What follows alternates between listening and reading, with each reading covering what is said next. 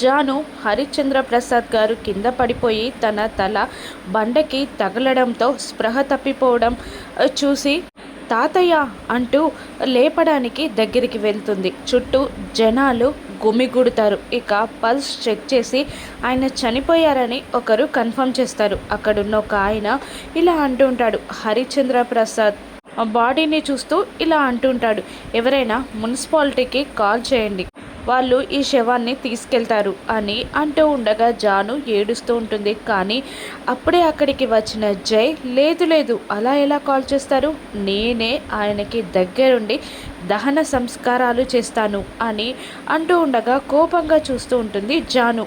కానీ జానుని అక్కడే వదిలిపెట్టి ఆ హరిశ్చంద్ర ప్రసాద్ గారి శవాన్ని శ్మశానంలోకి తీసుకెళ్తాడు జై. అక్కడ చితి మీద పేర్చి గట్టిగా నవ్వుతూ ఉంటాడు జై. ఆ పక్కనే కాటి కాపరి కూడా ఉంటాడు. జాను చెట్టు చాటుకి నిలబడి జై చేసేదంతా చూస్తూనే ఉంటుంది. కాటి కాపరి జైకి హెల్ప్ చేయగా ఇక హరిశ్చంద్ర ప్రసాద్ గారి శవాన్ని తగలబెట్టేస్తాడు జై.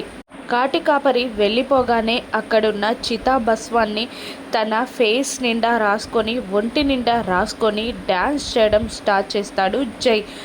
జై శాడిజాన్ని చూసి తట్టుకోలేక ఏడుస్తూ ఉంటుంది జాను.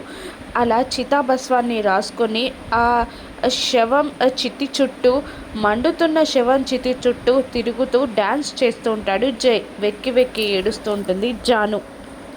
జాను ఇప్పుడు జైని వదిలిపెడుతుందా, తన శాడిజాన్ని తగ్గించి మార్చుకుంటుందా, ఏం జరుగుతుందో రాను ఎపిసోడ్స్లో చూద్దాం. Thank you for watching.